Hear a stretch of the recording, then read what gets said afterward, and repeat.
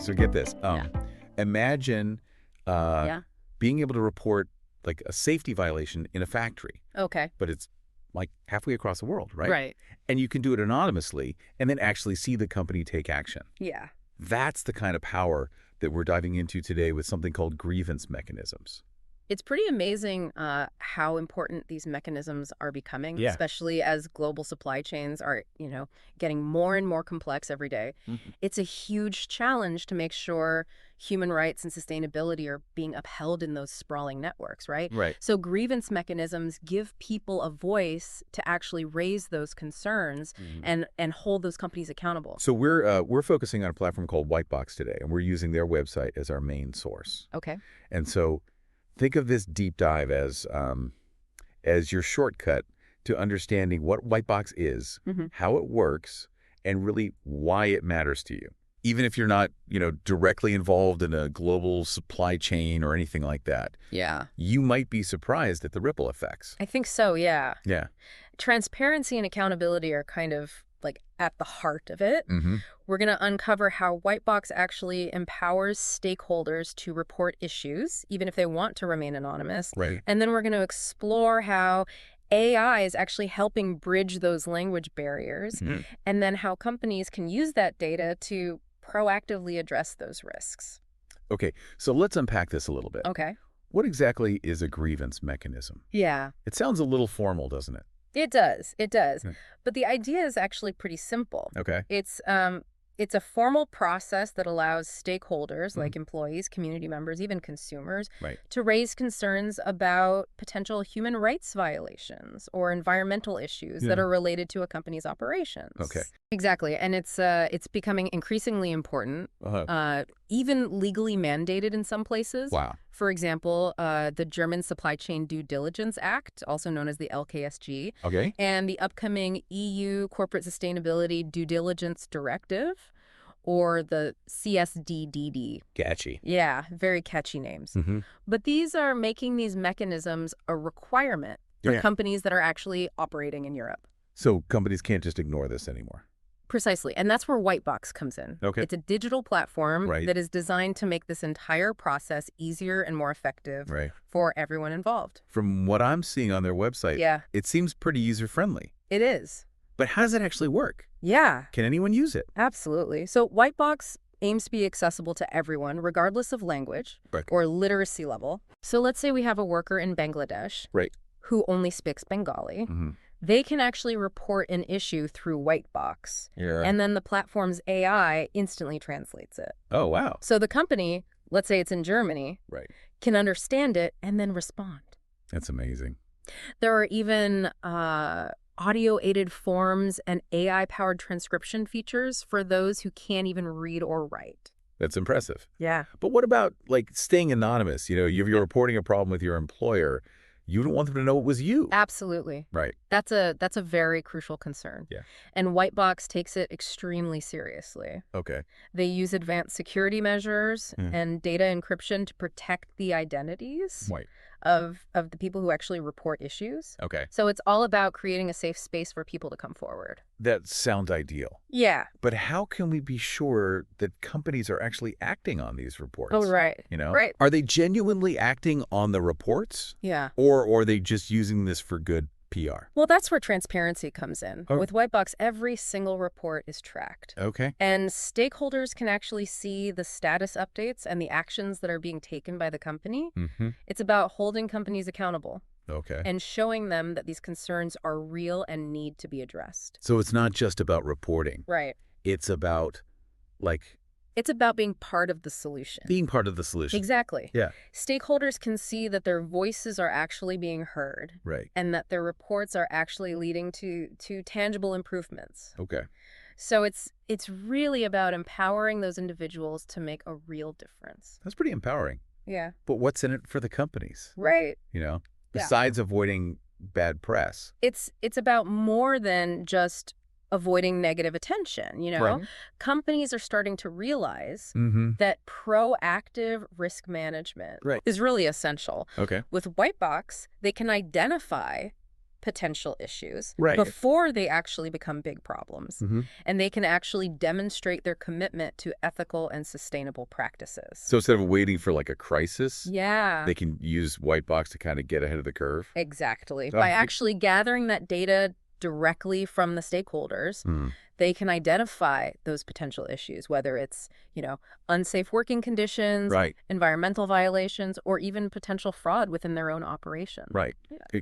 It sounds like it's not just about mitigating risk, but it's about gaining valuable Yeah. insight into Yeah. how their operations are actually impacting people and the planet. Absolutely. It's about integrating ethics and sustainability into the core of their business strategy. And I bet that can also lead to a better reputation, Yeah, stronger relationships with suppliers, absolutely. and even like a more engaged workforce. Precisely. It's about recognizing that ethical and sustainable practices aren't just like the right thing to do. Right. They're actually good for business in the long run. Okay, so we've got Yes. stakeholders who feel empowered to speak up. Mm-hmm. We have companies who are getting valuable insights Yeah, to improve their operations. right. It seems like a win-win situation. It does. But let's dive into like a specific example. Okay. Okay. How would this work in a real-life scenario? Okay, so let's imagine someone's working in a factory Right. that supplies, let's say, a European brand. Okay. They notice that there are some unsafe working conditions, but they're too afraid to report it directly to their supervisor. I can see how that would be a tough spot. Yeah. So how does WhiteBox help in that kind of a situation? So with WhiteBox, they could actually submit a report anonymously through the platform. Okay. And this report goes directly to WhiteBox, Mm-hmm. and it's then forwarded to the relevant parties. Okay, and who are the relevant parties? That could include the company itself, any Okay. NGOs that the reporter has chosen to involve, Okay. and potentially even the European brand that's actually sourcing from that factory. So there's a chain of accountability being built in here. Exactly. That's impressive. And the platform also allows for secure communication between all those parties. Okay. So the company can investigate that report, they can communicate with the reporter anonymously if needed, Wow. and then they can outline the steps that they're taking to address the issue. So the reporter isn't just left wondering what's happening. No, not at all. Okay. Transparency is key here. Okay. The reporter can actually track the status of their report every step of the way. Mhm. They can actually see if the company is taking action Right. and what that action looks like. Wow. So this allows them to actually feel heard Right. and know that their report is making a difference. What about a situation where a company might not be so cooperative, Right. or if the issue is like bigger than just one company? Well, that's where the involvement of NGOs becomes especially crucial. Okay. They can actually use WhiteBox to monitor reports, advocate for stakeholders, Right. and even collaborate with companies to actually find solutions. It's really interesting how this platform connects all these different players Right. in the supply chain Mm-hmm. and provides a structured way to address these like complex issues. Yeah. But we've mentioned AI a few times now. Right. What role does it play in all of this Yeah. besides translation? Right. So AI is also being used to identify the ESG, Okay. which is the environmental, social, and governance risks that are associated with each report. Okay. So this actually helps companies prioritize their response Right. and understand the broader implications of the issues that are actually being raised. So it's like having an extra set of eyes, Yeah. helping to sift through the data and flag the most urgent concerns. Exactly. It's about making that entire process more efficient and effective Right. for everyone involved. So, okay. Yeah. We've covered a lot of ground We have. in this first part of our deep dive into WhiteBox. We've seen how it empowers individuals to report issues Right. and how it can help companies proactively address those concerns. Yeah. So But we've only just scratched the surface. right. Yeah. But before we move on to the next part where we delve into some of the practical challenges and ethical considerations, let's take a moment to just consider what we've learned so far. Okay. What stands out to you? Well, a lot stands out to me. Yeah. We're going to pick up those threads in part 2, so stay tuned. Okay. Yeah. Welcome back to our deep dive into WhiteBox. Yeah. So in part 1, we explored how this platform empowers you to report issues, Right. even anonymously, and how it can help companies address those concerns proactively. We uncovered a lot about the potential of this technology, Yeah. but as with any tool, especially one dealing with sensitive information, it's crucial to consider the practical challenges and limitations as well. Right. It's easy to get caught up in that tech will save us narrative, Yeah, but I'm sure there's more to the story, right? absolutely. Yeah. One key aspect is that WhiteBox's effectiveness really hinges on companies being willing to participate Mm-hmm.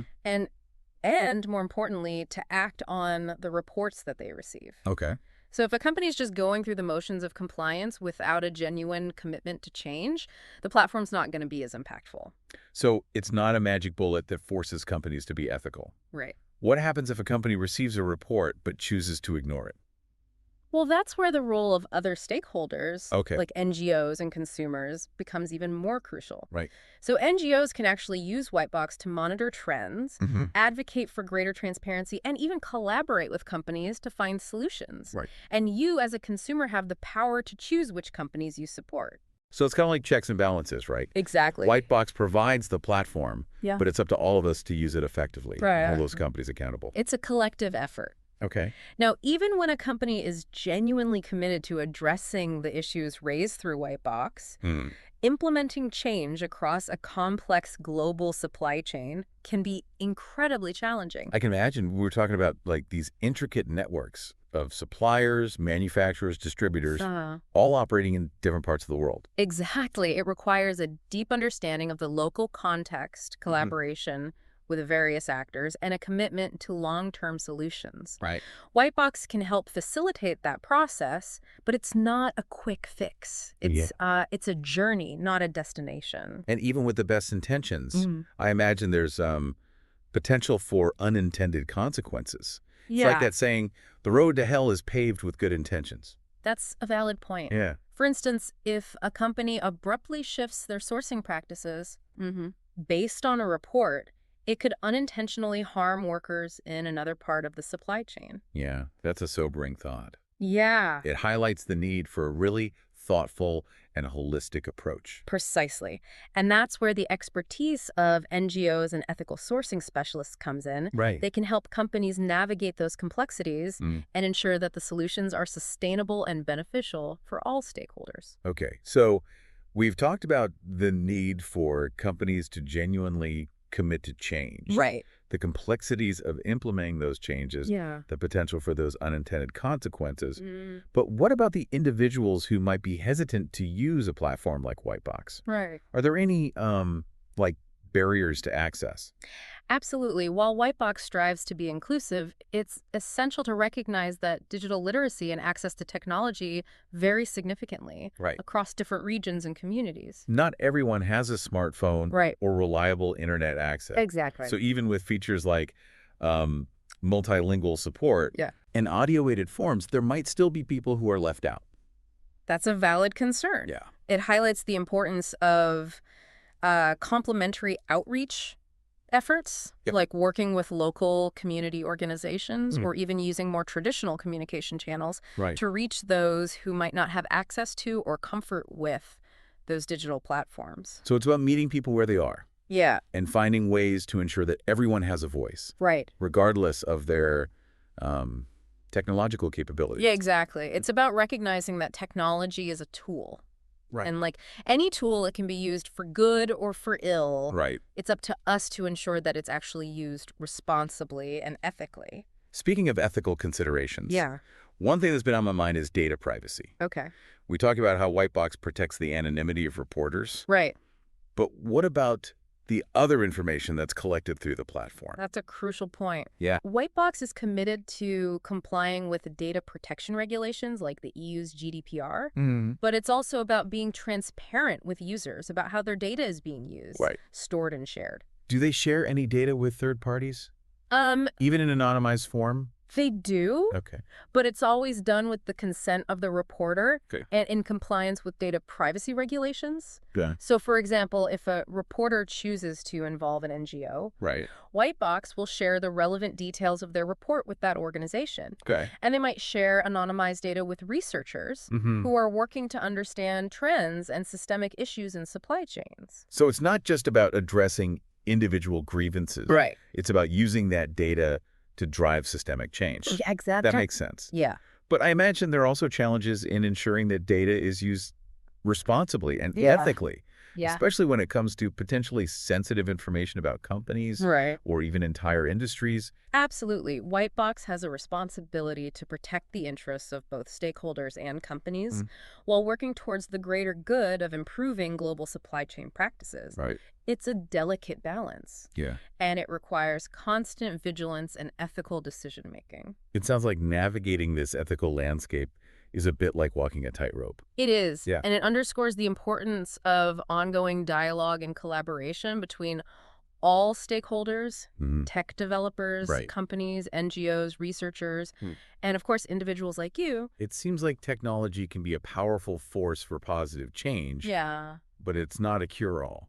Precisely. It's a tool that needs to be used thoughtfully, ethically, and in conjunction with other efforts to promote transparency, accountability, and justice in those global supply chains. So where does a platform like WhiteBox fit into this larger movement towards ethical and sustainable supply chains? It's definitely part of a growing ecosystem Okay. of tools and initiatives that are aimed at creating greater transparency and accountability. Right. We're seeing new regulations like the German Supply Chain Due Diligence Act, the upcoming EU Corporate Sustainability Due Diligence Directive. Right. There's also certification schemes, consumer awareness campaigns, Right. and even investor pressure pushing companies to prioritize those ESG factors. So it's not just about compliance anymore. Yeah. It's about a fundamental shift in how businesses operate. Exactly. Consumers are demanding it, investors are rewarding it, Right. and the planet needs it. Yeah. And platforms like WhiteBox are helping to make that shift happen Right. by giving stakeholders a voice and empowering companies to take meaningful action. Okay, so WhiteBox is part of this larger movement. Yeah. But are there any limitations to what it can realistically achieve? Well, one limitation is that WhiteBox can only address issues that are reported. Okay. So if something is happening in a remote factory and no one knows about it or feels safe enough to record it, the platform can't do anything. So it relies on individuals being aware of their rights Right. and having the courage to speak up. Exactly. And that's why awareness raising and empowerment are so crucial. It's about educating people about their rights, Right. providing them with the tools to report issues safely, Right. and creating a culture where speaking up is encouraged and valued. It sounds like we're moving beyond simply ticking boxes Yeah. and into a realm of genuine corporate responsibility. That's the hope, and platforms like WhiteBox can help guide us in that direction, Okay. providing that transparency, accountability, and collaborative tools that are needed to create a more just and sustainable future. Okay, so in this second part of our deep dive, we've explored some of the practical challenges Right. and ethical considerations surrounding WhiteBox, Yeah. recognizing that technology is a tool that needs to be used thoughtfully and ethically. We've also seen how it fits into the bigger picture of a global movement towards more ethical and sustainable supply chains. Right. And the final part will shift our focus to you, our listener. Okay. We'll explore what this all means for you Right. and how you can get involved in this movement, even if you're not directly working in a global supply chain. Okay. So stay with us. All right, welcome back. Yeah. So we've spent the last two parts of this deep dive just kind of unpacking WhiteBox, how it works, the potential, Right. the challenges, the whole ethical landscape, Yeah. But now let's shift gears and talk about you, our Right. listener. Okay. You might be thinking, okay, this is all fascinating, Yeah. but Right. I'm just one person. Yeah. What can I really do to make a difference in these complex global systems? That's a question a lot of people ask. Yeah. And it's a really valid one. Yeah. It's easy to feel overwhelmed and think that our individual choices don't really matter much in the grand scheme of things. Right. But that's simply not true. Right. Like we've been saying, those intricate global supply chains ultimately connect back to us, Right. the consumers. To consumers. The products we buy, the clothes we wear, the food we eat, they all have a story. They do. And those stories often involve people and places far beyond our immediate view, Absolutely. Yeah. And that's where your power lies. Okay. Every purchase you make, every brand you support, Mm-hmm. it's a vote for the kind of world that you want to live in. So it's not just about companies becoming more ethical. But it's also about us Yeah. as consumers Our consumer needs. becoming more conscious and demanding greater transparency and accountability Right. from the brands that we choose. Absolutely. Your choices really do matter. Okay. So by choosing to buy from companies that actually have strong ethical practices, Right. you're sending a clear signal that you value fairness, sustainability, and human rights. Okay.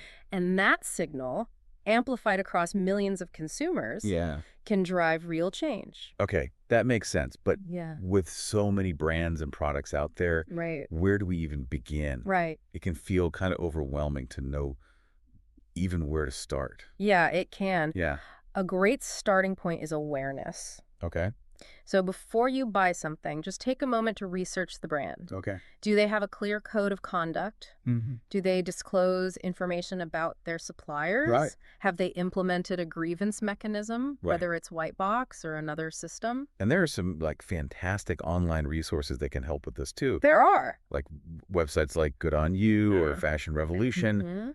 They offer like ratings and information about the brand's social and environmental practices, They do. making it easier to make those informed choices. Yeah, it makes it a lot easier. And don't underestimate the power of just asking questions directly. Yeah. You know, reach out to brands you like and inquire about the supply chain practices. Right. Let them know that ethical sourcing matters to you as a consumer. Right. Exactly. It's amazing how much impact a simple email or like a social media comment can have. I think so. Companies are definitely paying attention Oh, yeah. to what their customers are saying, especially when it comes to their reputation. Their reputation, absolutely. Yeah. It's all about sending that message that consumers are no longer willing to turn a blind eye to those unethical practices. And if you do encounter a product, you know, with a made-in label, you know, just pause for a moment and think about the people behind that label. Yeah. You know, what are their working conditions like? Right. Are they treated with dignity and respect? It's about making those connections. Right. Recognizing that the things that we buy have a human cost.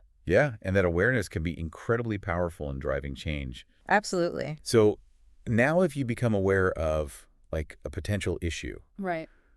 maybe you hear something from a friend who works in a factory or, you know, come across a news report about a particular brand.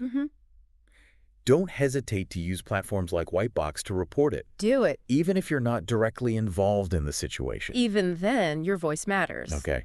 It can actually amplify the voices of those who might not be able to speak up themselves. All right. And contribute to a larger movement for positive change. It's important to remember, though, that none of us are perfect. Right. We don't need to boycott every single brand that has ever made a mistake. Yeah. You know, it's a journey of progress, not perfection. That's right. It's about making conscious choices whenever possible, taking those small steps in the right direction, and using our collective power to nudge the system towards a more ethical and sustainable future. It's about recognizing our interconnectedness in these complex systems and understanding that our choices, however small they may seem, have ripple effects across the globe. They do. Yeah, so with that in mind, let's leave you with a final thought to ponder. Given the increasing complexity and interconnectedness of our world, how can technology like WhiteBox be further developed to ensure that every voice is heard and that businesses operate ethically and sustainably? That's a great question. It's a powerful question to consider. It is. We encourage you to explore WhiteBox further and see how you can be a part of this movement because, as we've seen in this deep dive, even small actions can make a world of difference. Thank you for joining us on this journey of exploration and discovery. Yes, thank you. Until next time, stay curious and stay engaged.